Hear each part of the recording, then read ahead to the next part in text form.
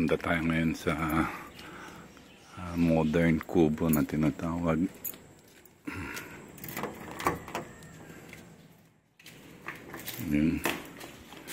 Yung entrada.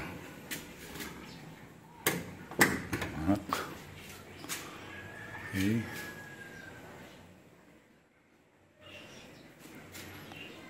Po yung kanyang mini garden. Mayroon siyang tinatawag na menu. Then dito na yun, kaya lang motor lang pwedeng makipark. Ito naman yung pinaka-receiving room. Yung receiving room, hindi kasi po pwedeng ang makuha mong table, kahoy, dahil pag may pumasok mababasa upuan. So ayan po yung ating newly paint lang siya, bagong pintura, basal na basal. At punta naman tayo rito sa tinatawag na CR. Ito naman po yung kanyang pinaka CR. Okay, ayan. So ayan, katatapos pa lamang po niyan. Ayan, okay. So after CR, punta naman tayo sa, ayan yung pinaka yung pinakasala niya.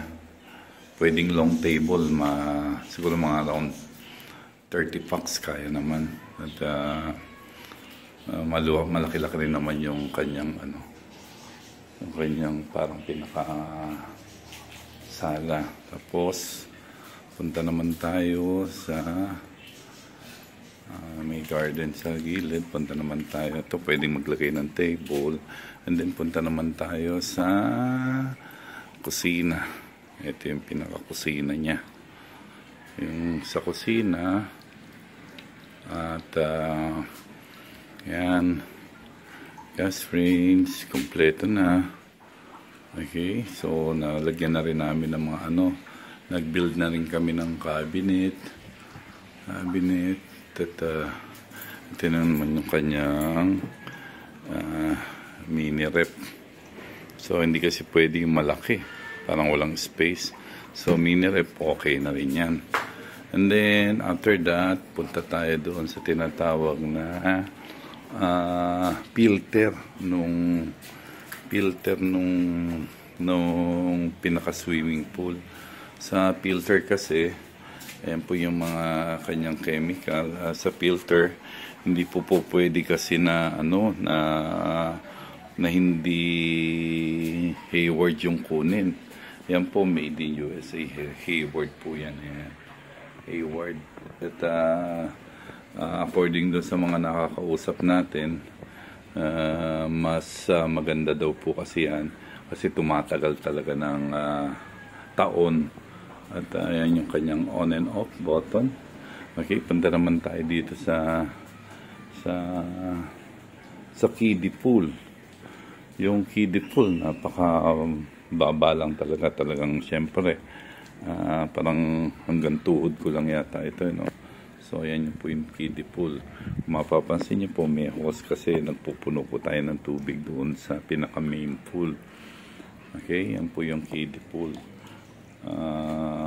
Makita niyo po yan, medyo sarili po naming idea yan, lalo yun sa gitna. At panik naman po tayo dito. Lahat po yan tiles, hindi naman siya madulas. Mga sarili naming choice yan, yung mga tiles na yan. And then punta naman tayo dito sa pinaka main. Ayan po, ayan po yung pinaka main pool.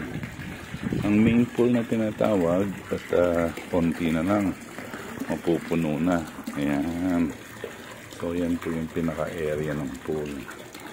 Ayan o, nakita nyo po. At medyo malaki rin siya. Kung mapapansin nyo, konti na lang, malapit na siyang mapuno. At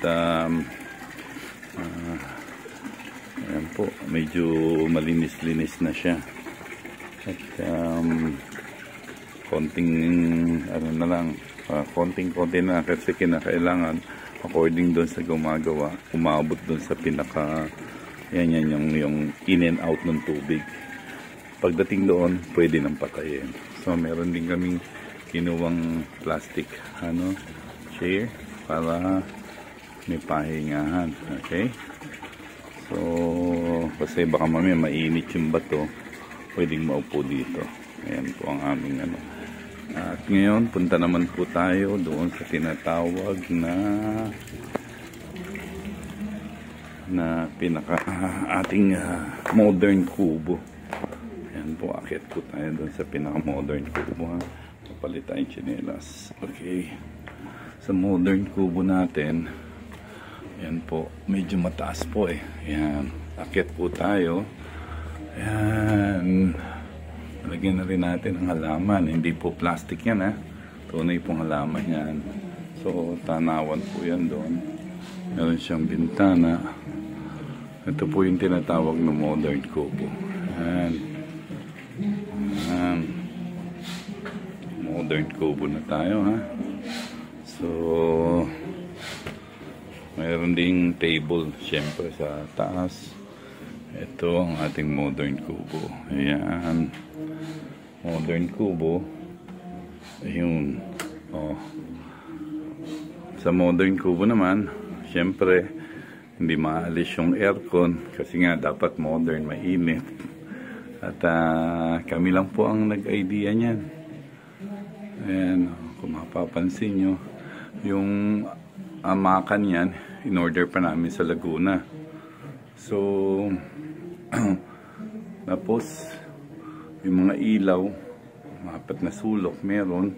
Lagyan na rin namin ng TV, single bed lang. Para kasi yung space, iniisip namin. So, yan yung ating modern kubo. Okay? So, na-tour ko na kayo sa ating modern kubo. At mamayang gabi, ikukunan ko pa ng isa para makita nyo yung view kung paano ang view sa gabi. Kasi dito po, napakasarap ng hangin. Hindi ka nalalayo. At nakikita nyo po yan mamayang gabi, magsha-shot ako. Pakikita ko sa inyo yung ganda ng ating modern kubo kapag gabi. Okay guys, maraming salamat. See you tonight.